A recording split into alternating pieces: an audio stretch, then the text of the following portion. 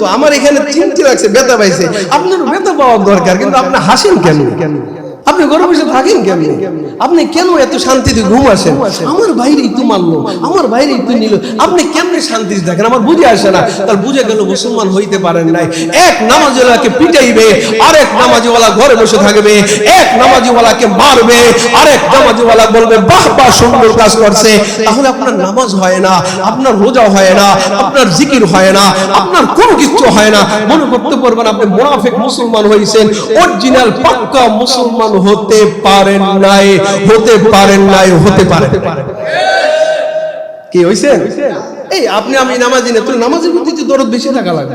আপনি আমি এক ফ্যামিলির লোক না, আমার ফ্যামিলির জন্য তো ভালোবাসা বেশি থাকা লাগবে। কতক্ষণ ঠিক কিনা?